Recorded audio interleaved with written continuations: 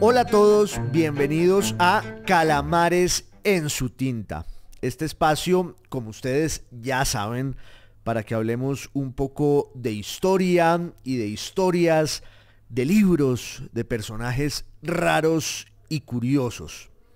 En esta salida me gustaría hablar, para empezar,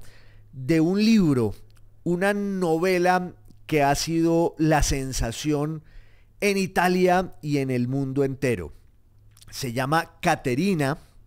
y la escribió un historiador y filólogo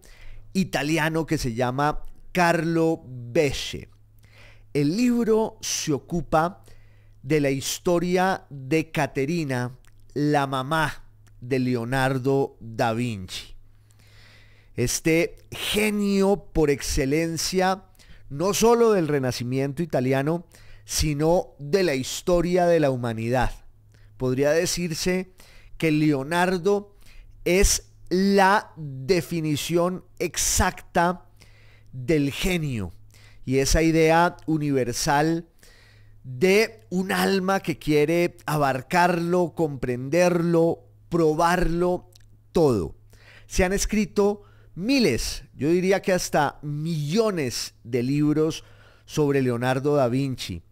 sobre su labor artística, su labor científica, sus inventos, muchos de ellos proféticos y anticipatorios, sobre su sexualidad, sobre el misterio un poco de su biografía, que tiene tanto que ver con su pintura, con las cosas que dejaba siempre inacabadas y a medio hacer.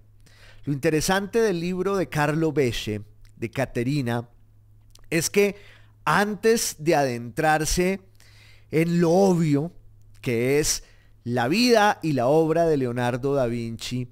nos presenta a un personaje de esa biografía, de esa historia,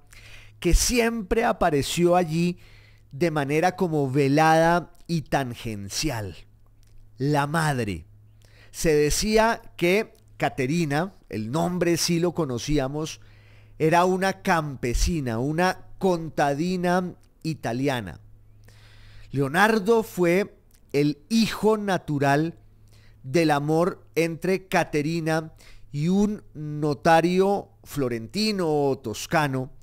que fue el padre de Leonardo da Vinci, que lo educó, que lo acogió, que lo crió, pero en unas circunstancias muy particulares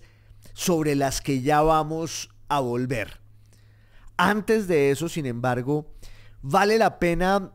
una especie de reflexión, si se quiere, sobre lo que significa la relación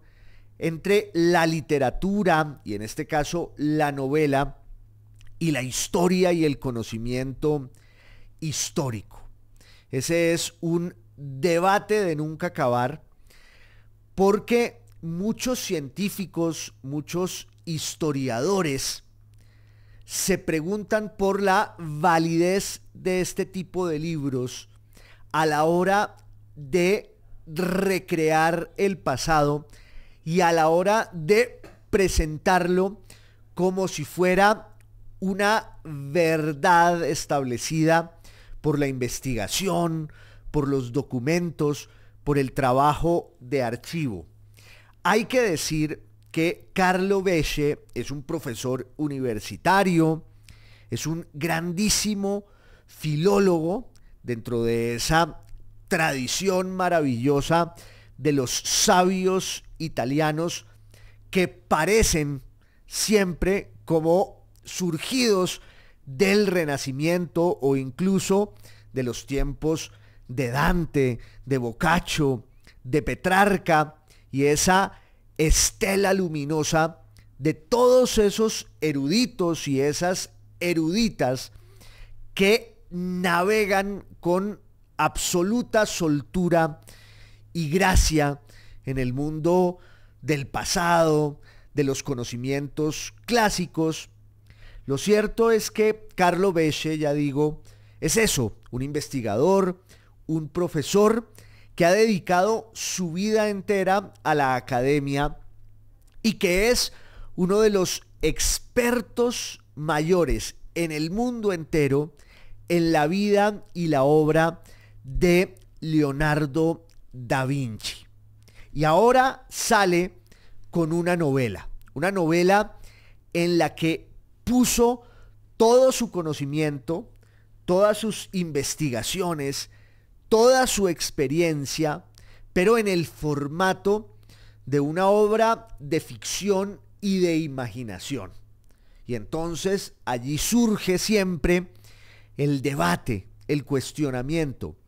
¿Qué tan válido es leer novelas históricas? La respuesta obvia es que pues es tan válido como cualquier cosa. Los lectores tienen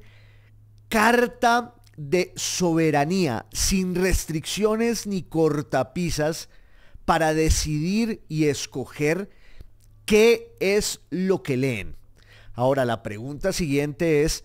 ¿cuál es el propósito de esa lectura? Si se trata solo del disfrute, si se trata solo de cultivar la imaginación, la sensibilidad, pues nada mejor que la ficción, nada mejor que la novela, porque en últimas la novela es ese prodigio que hace posible que nos adentremos en otras vidas, en otros mundos, y que por arte de magia, mientras habitamos esas páginas de las ficciones y las novelas, pues nos vayamos impregnando tanto del universo que está allí presente, que al final nos vamos a vivir en él, por lo menos mientras estamos leyendo.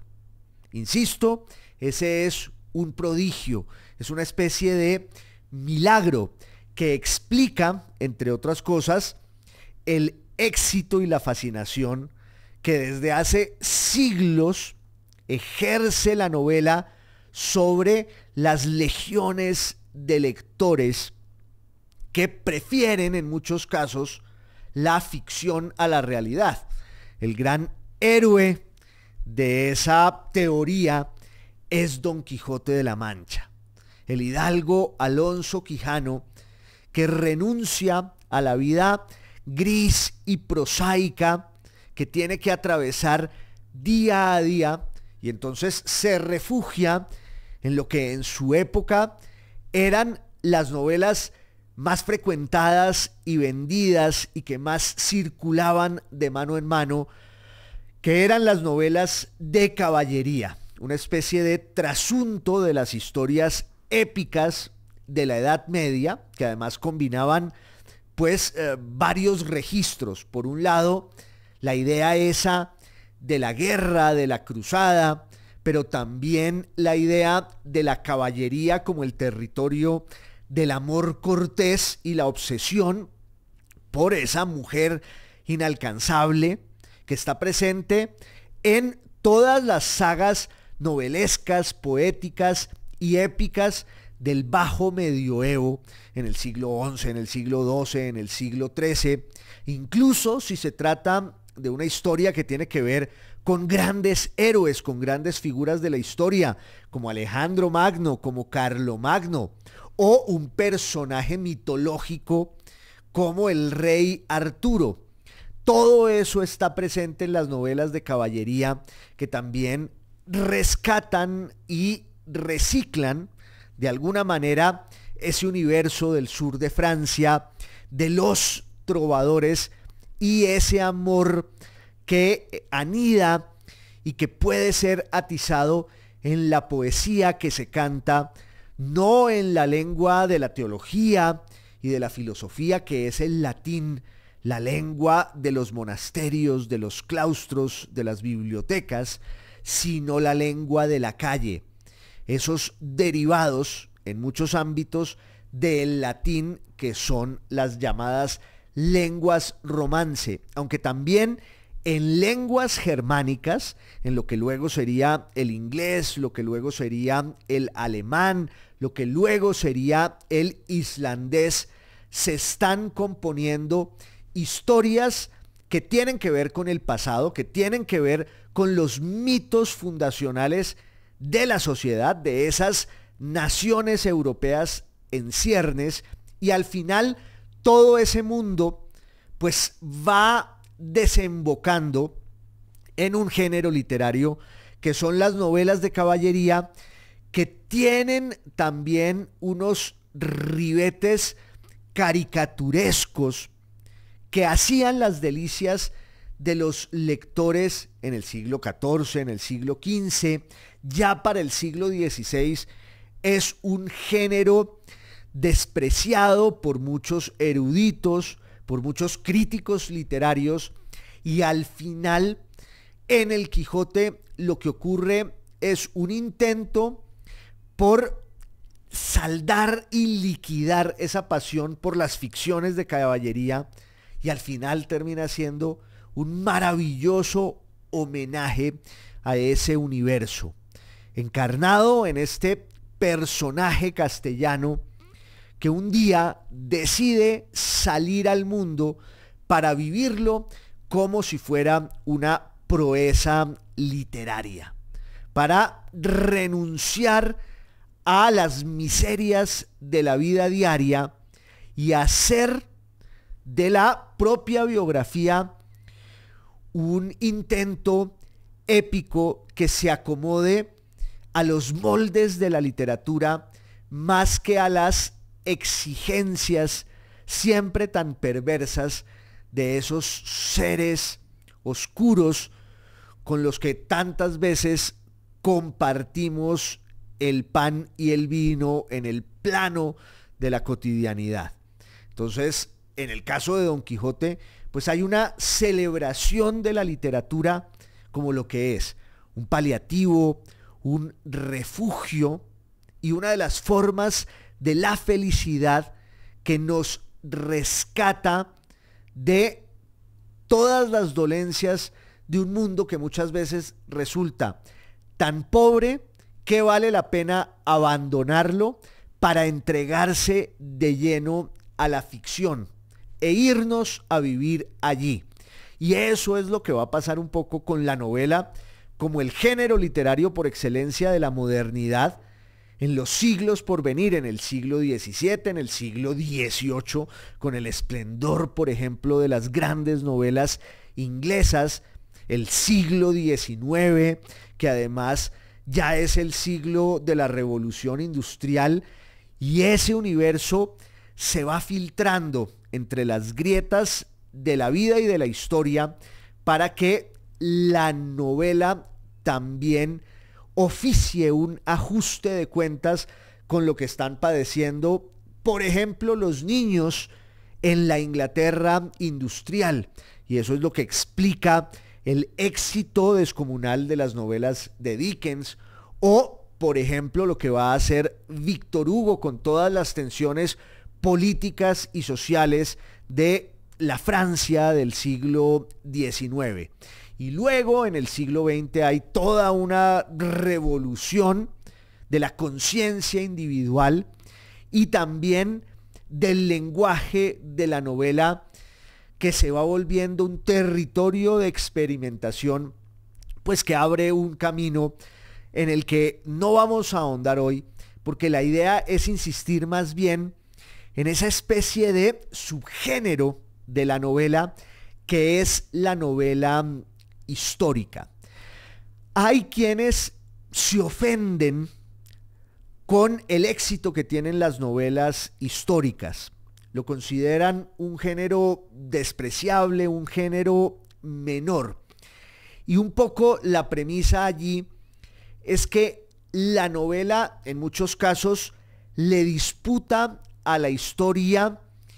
ese camino de los lectores, ese territorio en el cual los lectores sienten que están entendiendo el pasado, pero no lo hacen desde el rigor de las investigaciones académicas, sino desde las licencias que tienen la imaginación y la creatividad. Valdría la pena preguntarse si el arte es no solo una forma de la felicidad y del disfrute, sino también una forma de conocimiento. Yo creo que por supuesto lo es. Y en esa medida, el arte muchas veces puede revelarnos y enseñarnos aspectos de la vida humana a los que no llega ninguna otra forma del conocimiento. Al final no se trata tampoco de un dilema. No hay que escoger entre la novela y la novela histórica y los ensayos históricos de divulgación o las grandes investigaciones. Por supuesto que el lenguaje académico es un lenguaje esotérico que tiene unos códigos particulares y en muchos casos la producción del conocimiento académico responde más bien a esa lógica gremial, masónica, de gueto, que hace que ese conocimiento circule solo en ciertos ámbitos y no trascienda. Para eso está también la divulgación, la posibilidad de que los grandes saberes académicos y científicos lleguen a la sociedad, lleguen a lo que antes se consideraba el hombre de la calle, lo que los italianos llamaban el hombre cualquiera. Hay la posibilidad de establecer puentes entre el lenguaje esotérico de la academia y la sociedad toda que se beneficia de esos saberes y que empieza a recibirlos en un formato mucho más accesible. Dentro de la idea de la divulgación, pues la literatura y la ficción y la novela histórica tienen un papel que no deja de ser debatible, que no deja de ser complejo. Repito, hay muchos profesores, mucha gente muy seria que se ofende de que muchos lectores entren al conocimiento histórico por la vía de las ficciones y de las novelas y no con otros formatos que se presume son más rigurosos. Yo al final creo que lo importante es que la gente vaya adentrándose en esas pasiones, en esos problemas, en esos conocimientos,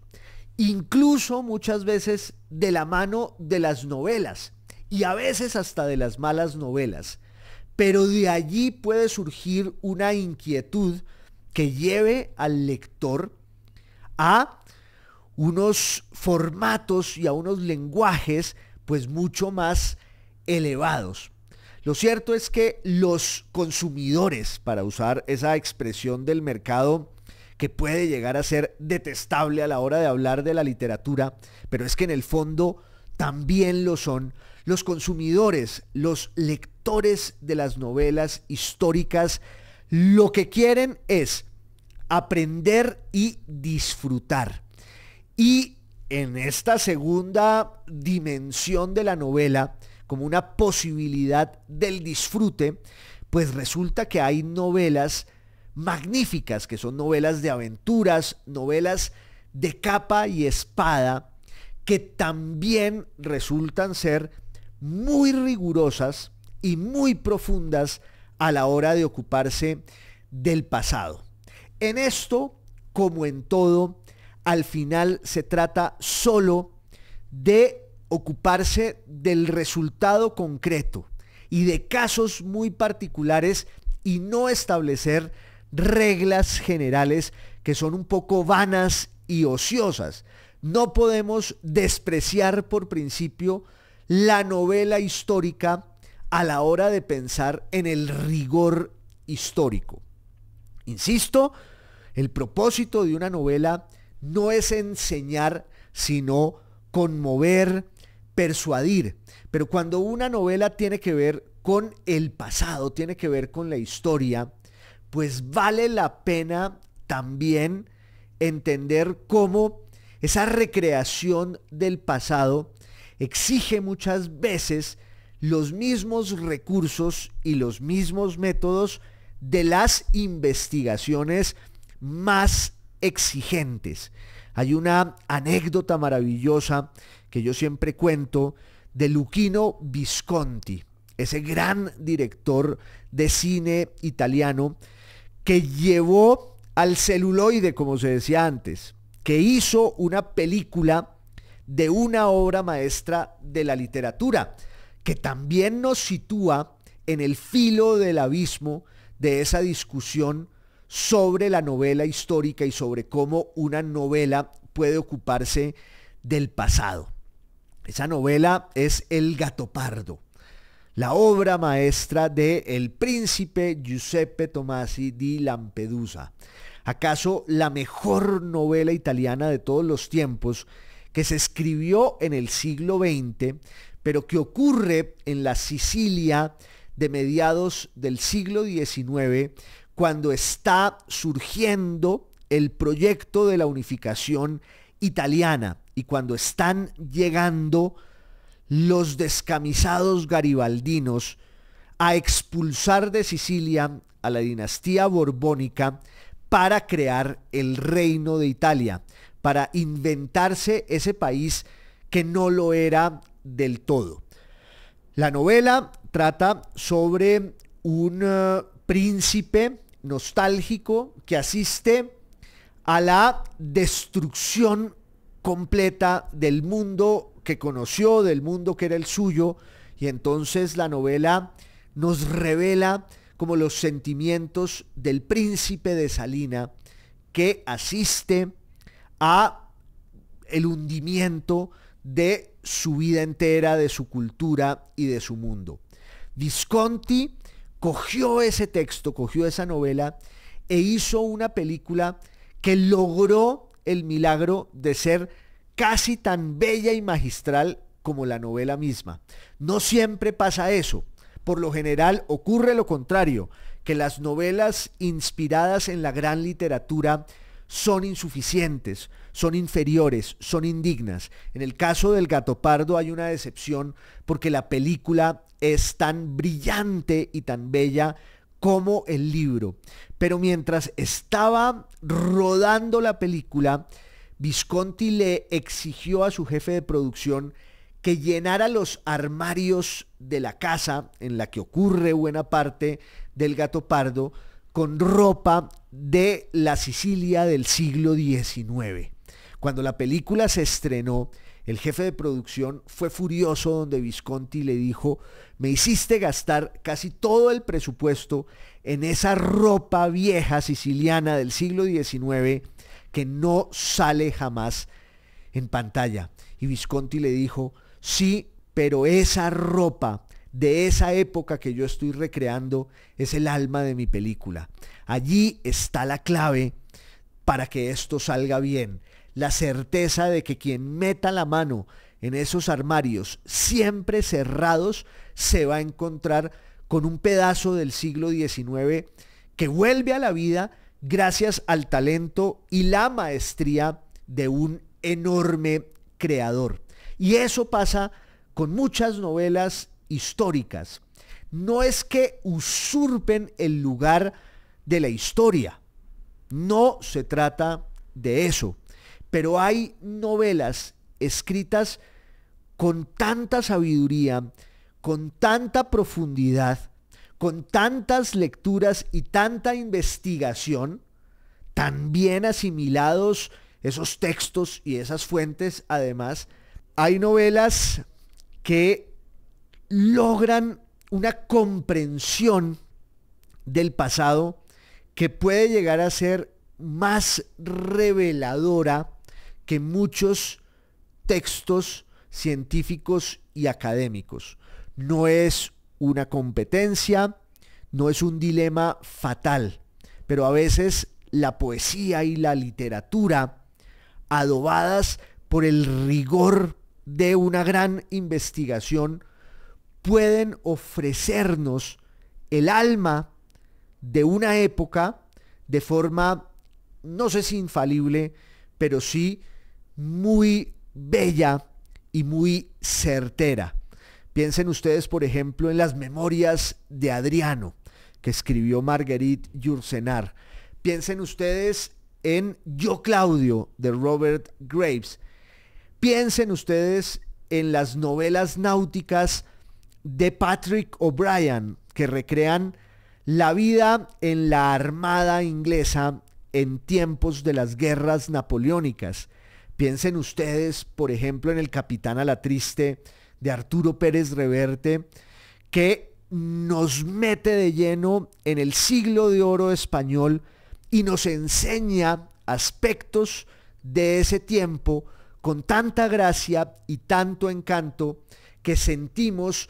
que podemos llegar al corazón de ese pasado mejor quizás que si estuviéramos leyendo otro libro cualquiera. En Colombia hay una gran tradición de novelas históricas, pero yo quería que habláramos hoy de este libro de Carlo Besce que se llama Caterina,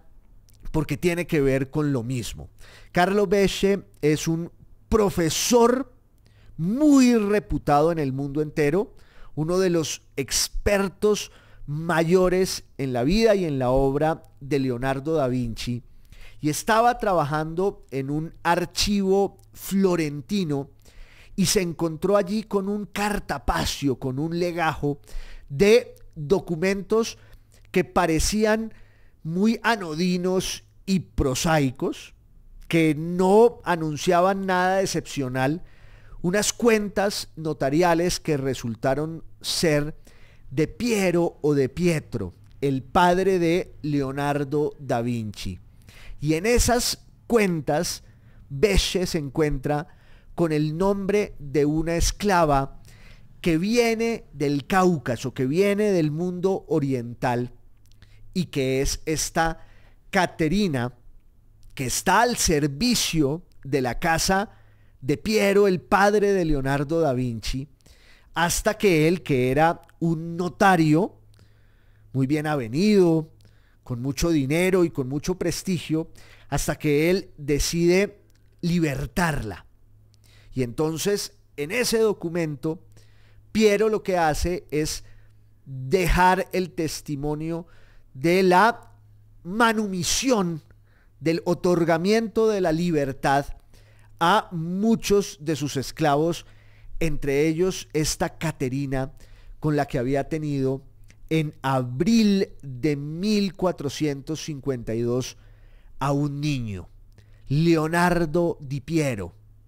Leonardo da Vinci habría sido otro si hubiera nacido en un matrimonio legítimo, porque entonces habría estado obligado a seguir la carrera notarial de su padre. Pero como no fue así,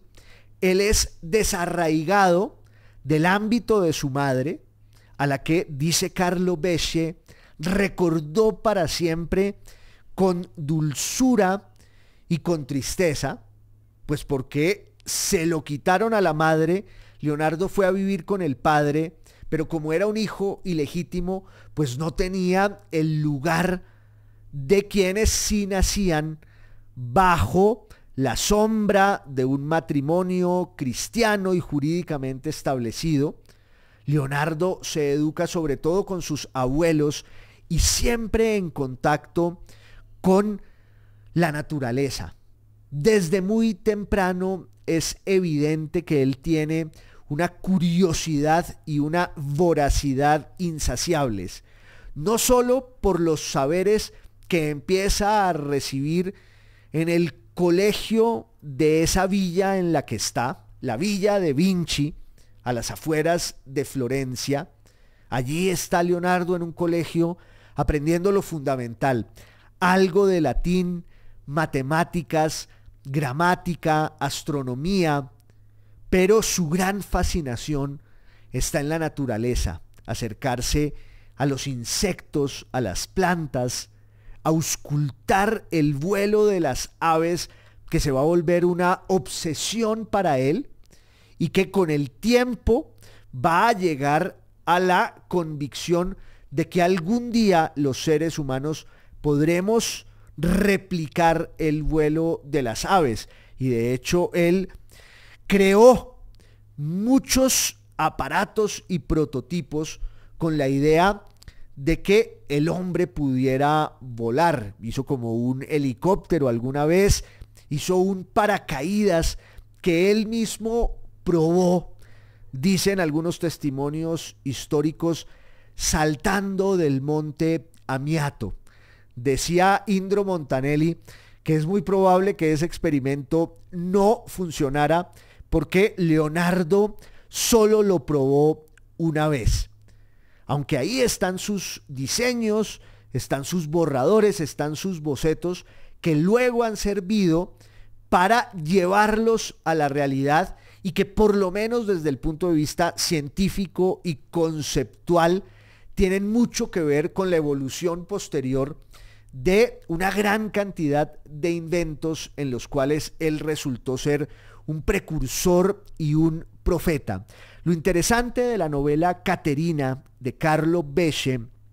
es que pues este historiador, este filólogo, el autor,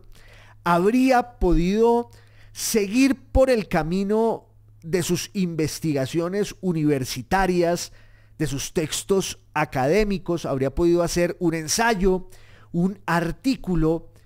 pero decidió oficiar una ruptura, quemar sus naves y lanzarse a hacer una novela. La pregunta es ¿por qué?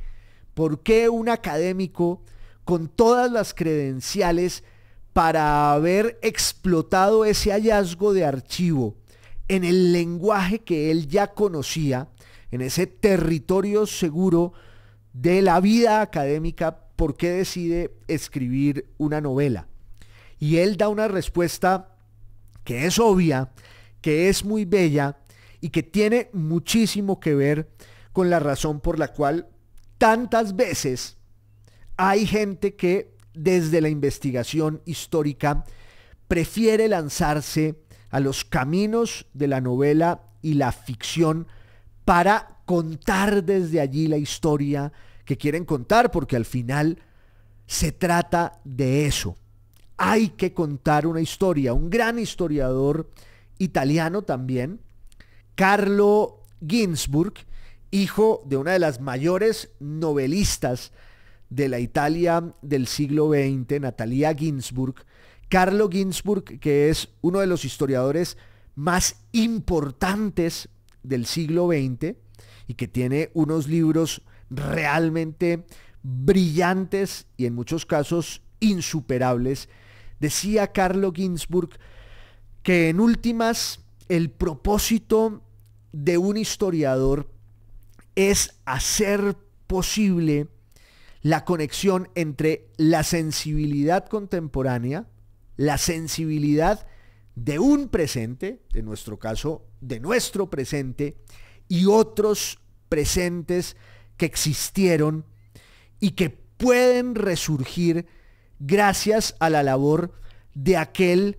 que se ocupa del pasado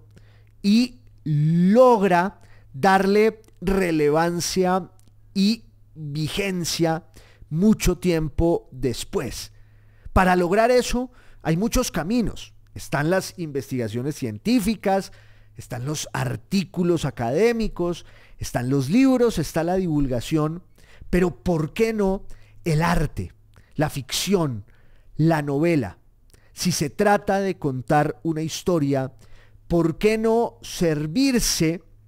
del género novelesco para adentrarse en ese pasado y traerlo a la vida? Eso es lo que han hecho muchos autores, algunos de los cuales ya mencioné aquí, y fue lo que hizo Carlo Besche. Decía él, yo tenía una historia maravillosa, el descubrimiento, nada menos y nada más, después de muchos siglos,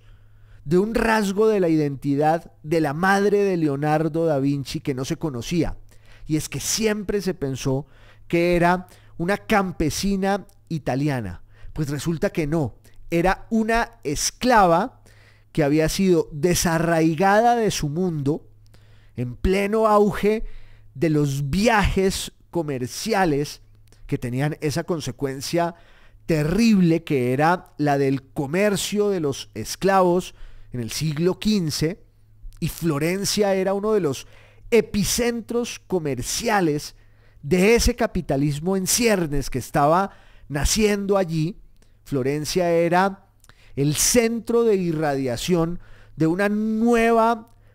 cultura, de una nueva visión del mundo en Occidente que tenía que ver con la economía de mercado, que tenía que ver con el comercio. Y entonces a ese mundo toscano y florentino va a llegar esta Caterina sobre la que sabemos muy poco. Pero ahora ya hay un documento allí que nos revela su pasado, sus raíces, sus orígenes. Carlo Becce decide entonces recrear ese universo, pero no podía hacerlo desde la historia porque le faltaban recursos, le faltaban fuentes, le faltaba información, le faltaban los documentos que son necesarios para decir y demostrar las cosas en el ámbito de las discusiones profesorales. Y entonces él prefiere componer, y uso esta expresión con la certeza de todos sus alcances, él prefiere componer, porque eso es lo que hace, una novela teñida por la belleza, la sutileza y también toda esa erudición y ese conocimiento de este grandísimo profesor que entonces nos ofrece unas hipótesis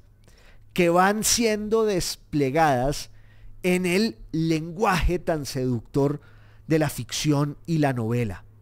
Y nos acercamos a Caterina y sentimos que la conocemos, pero también nos acercamos a su hijo, que siempre quiso, y es lo que dice Carlo Becce, revivir la imagen, el recuerdo, la sombra de su madre en todo lo que fue haciendo y sobre todo en sus pinturas. Para empezar, en la propia Gioconda, en la Mona Lisa, que Leonardo pinta en uno de sus regresos a Florencia. Ustedes saben que Leonardo se educa en esa Florencia esplendorosa de los años 50 y 60 del siglo XV, la Florencia de los Medici. Ya se había dado el mecenazgo de Giovanni de Medici, luego de su hijo Cosimo de Medici, el padre de la patria. Y a Leonardo le toca pues todo ese esplendor de la llegada de los grandes sabios de Bizancio, de Constantinopla, del Imperio Romano de Oriente, que ha caído en manos de los otomanos, de los turcos, y muchos de los eruditos y teólogos que estaban allí huyen y encuentran refugio en Florencia, en esa Florencia que se había hecho un concilio para tratar de zanjar la disputa entre las dos sedes pontificias, la de Francia y la de Roma, y también la disputa entre la Iglesia Católica y la Iglesia Ortodoxa. La Florencia a la que llegan profesores de griego con grandísimas bibliotecas, la Florencia en la que se reedita, se refunda la Academia Platónica de la mano de Marsilio Ficino, la Florencia de Brunelleschi, que logró descifrar el misterio de la cúpula de la catedral florentina, la Florencia de Donatello, de Ghiberti, de Botticelli, de Fra Angelico, de Andrea del Verrocchio, el maestro de Leonardo da Vinci, que allí llegó a los 15, a los 16 años de la mano de su padre Piero, que lo dejó con este grandísimo pintor y escultor que tenía eso, una bodega, es decir, un sitio en el que él, además de crear sus propias obras, ponía a sus discípulos a que lo ayudaran en una especie de fábrica que se aprestigiaba con el nombre, con el sello del pintor que era el maestro y que acogía a sus discípulos como si fueran sus propios hijos. Leonardo se educa en la bodega de Andrea del Verrocchio y cuenta la leyenda, lo contaba Giorgio Vasari en el siglo XVI, un historiador del arte y un pintor también pues muy reconocido. Contaba Vasari que haciendo un cuadro del bautismo de Cristo, Leonardo hizo un ángel que maravilló tanto al profesor Andrea del Verrocchio, que abandonó para siempre la pintura y se dedicó solo a la escultura. No es del todo cierta esa leyenda, porque luego tenemos otros cuadros de Andrea del Verrocchio, pero lo cierto es que Leonardo se va a graduar muy rápido de allí y va a volverse él mismo un genio que empiezan a buscar los grandes mecenas y sobre todo los dueños del poder económico y político en Florencia, los Medici, que de alguna manera operaban, funcionaban como hoy los clubes de fútbol. Esa disputa por los pases de los grandes maestros del arte del Renacimiento era como la puja que se da hoy entre el Real Madrid, el Paris Saint-Germain, el Barcelona, el Manchester City, que están siempre buscando cómo tener a las grandes luminarias en su institución. Eso pasaba en la Italia del siglo XV, en los años 70, en los años 80, del 1400, porque estaba claro, la familia de los Medici. En Milán estaba un personaje como Ludovico Sforza, en Ferrara estaba la familia d'Este, en Nápoles estaban los aragoneses y el papado, que también funcionaba como un señorío que invertía buena parte de sus riquezas en el embellecimiento y el engrandecimiento de los lugares que acreditaban su poder descomunal. En el caso del papado, un poder que no era solo de este mundo, sino que también llegaba al cielo. Y por eso es que van a aparecer estas superestrellas de la pintura y del arte, como Botticelli, como Rafael, como Miguel Ángel. Pero acaso el más importante de todos ellos va a ser Leonardo, porque no es solo un genio de la pintura y la escultura. De hecho, muchos de sus cuadros quedan solo anunciados, intuidos. Son un boceto que él abandona muy rápido, porque como tiene esa curiosidad insaciable, cuando resuelve ya el problema que está planteado en esa obra que le han encomendado, pues se va a otra y quiere ser un ingeniero de las fortificaciones. Su gran pasión, además del vuelo de las aves, está en la hidráulica, en la anatomía. Y Leonardo se va volviendo una figura itinerante, que está en Florencia hasta 1482. Luego se va a Milán. En Milán va a estar hasta 1502, cuando cae en desgracia su patrocinador y mecenas, que es Ludovico el Moro. Regresa a Florencia después de haber estado un tiempo en Venecia. Era rico, era una estrella de rock, tenía un séquito de seguidores, de discípulos y de amantes. Era, por supuesto, homosexual. En 1476-77 había sido acusado en Florencia de ser sodomita, de tener tratos pecaminosos con hombres en celebraciones orgiásticas que fueron delatadas, y por eso Leonardo no fue enviado a Roma por Lorenzo de Medici, por Lorenzo el Magnífico, cuando él envió a sus mejores jugadores, a sus mejores fichas, para que le ayudaran al Papa Sixto IV en la reforma radical que iba a darse en el Vaticano, empezando por la Capilla Sixtina. Leonardo vuelve en 1503 a Florencia. Es la época en la que hace la Gioconda. Luego va a Roma y finalmente termina en Francia, porque el rey de Francia, Francisco I, pues quiere darse el lujo de tener en su corte al más grande de los genios del Renacimiento. Y esa es la razón por la cual Leonardo va a morir en 1519 en la corte del rey francés Francisco I. Hizo diseños palaciegos, siguió por el camino de sus inventos, sus investigaciones anatómicas, científicas, de todo tipo, y haciendo siempre unos cuadros que no sabemos cómo hubieran resultado si él se hubiera dedicado solo a la pintura o a la escultura. La idea de Carlo Becce es que la musa que obsesiona a Leonardo a lo largo de toda su vida, esa figura fantasmagórica, misteriosa, es Caterina, su madre. Siempre se pensó que era un personaje distante, desconocido, pero de otra naturaleza. Y la idea de Carlo Becce también tiene que ver con esta reivindicación de las mezclas humanas. Una esclava que viene del Cáucaso, que habla otra lengua, que viene del Oriente